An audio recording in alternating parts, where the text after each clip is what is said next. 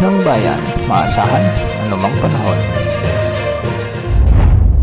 Magandang araw po sa ating lahat. Ngayon ay araw ng Huwebes, October 30, 2025 at narito ng pinakahuling update sa magiging lagay ng ating panahon. Sa kasalukuyan ay may minomonitor tayong low pressure area sa silangan ng ating bansa. Huli itong namataan sa mahigit 1,500 kilometers silangan ng northeastern Mindanao at sa ngayon ay mababa pa naman ang tsansa nitong lumakas bilang bagyo sa susunod na 24 oras. Antabayanan ang susunod na updates ukol sa LPA na ito sa ating huling bahagi ng update na ito. Samantala nakakaapekto naman ang Intertropical Convergence Zone sa buong Visayas, Mindanao, Bicol Region at Mimaropa, kaya ang mga lugar na ito ay makakaranas ng maulap na kalangitan na may mga kalat-kalat na pagulan at thunderstorms. Dahil dito, posible ang banta ng mga biglang pagbaha o pagguho ng lupa, lalo na kung may mga katamtaman hanggang sa kung minsan ay malalakas na pag-ulan.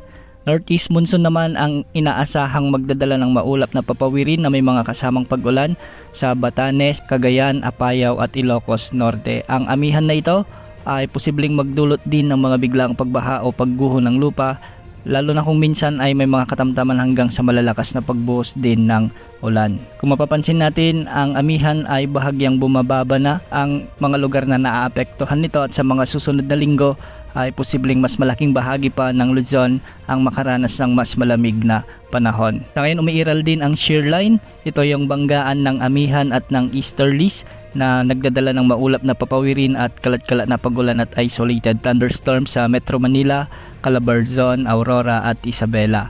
Hindi rin inaalis ang banta ng mga biglang pagbaha o pagguho ng lupa kung may mga katamtaman hanggang sa minsan ay malalakas na pag-ulan. Para naman sa nalalabing bahagi ng Luzon, asahan naman ang bagyang maulap hanggang sa maulap na papawirin na may mga tsansa ng mga kalat-kalat na pag-ulan at thunderstorms. Sa hapon at gabi, posible ang malalakas na pag-ulan dulot ng severe thunderstorms, dulot ito ng mga localized thunderstorms. Para sa lagi ng mga pag-alon sa ating karagatan, ang mga karagatan sa may extreme northern Luzon ay magiging katamtaman hanggang sa maalon at posibleng umabot ito hanggang 3.5 meters. Sa mga karagatang sakop naman ng Palawan, Visayas at Mindanao, posible rin ang mga pag-alon hanggang 2.1 meters at sa nalalabing baybayin ng Luzon, posible ang mga pag-alon hanggang 2.1 meters. Samantala balikan natin ang update sa LPA na huling namataan sa silangan ng Mindanao.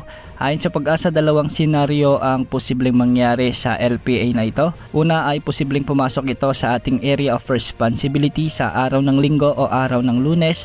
Kung sakaling bagyo na ito ay tatawagin ito sa local name na Bagyong Tino. Posible itong kumilos ng pahilagang kanluran at magiging almost stationary o halos hindi ito kikilos. Posibleng maglandfall naman ito sa araw ng Linggo, November 9, 2025 sa Northern Luzon kung hindi magbabago ang ipinapakita ng mga guidance models. Base sa ECMWF wind model, posibleng ganitong senaryo ang inaasahang magiging track ng potensyal na Bagyong Tino. Kung pagbabasehin natin ay kikilos nga ito ng pahilagang kanluran at posibleng tumama ito sa bahagi ng Isabela o di kaya naman ay sa Cagayan area sa araw ng November 9. Tatawirin nito ang mga lalawigan ng Apayao o Kalinga at lalabas ito sa Ilocos Sur o Ilocos Norte.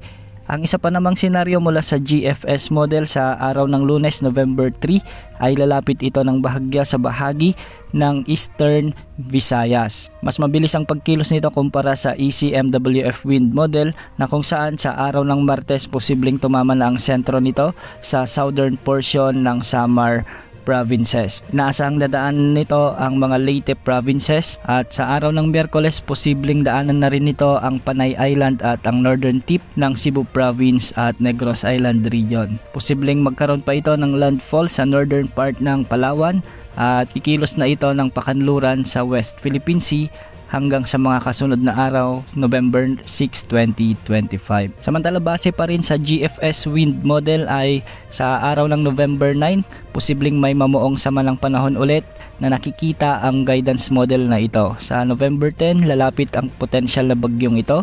At sa araw ng Martes, November 11, posibleng lumapit ng bahagya ito sa may Northern Luzon at posibleng gayahin nito ang track na ipinapakita ng ECM wind model. Dahil sa malakas na amihan at high pressure area, posibleng itulak nito pababa, pasubsob sa bahagi ng Central Luzon at posibleng tumama ang potensyal na bagyong ito sa bahagi ng Nueva Vizcaya, Nueva Ecija, sa may Benguet, pwede rin sa Tarlac, Pangasinan o La Union at lalabas sa may Zambales. Dahil sa uncertain pa ang mga pangyayari at forecast ng potensyal na bagyong ito, asahan na marami pang pagbabago ukol sa magiging lagay at kilos ng bagyong ito.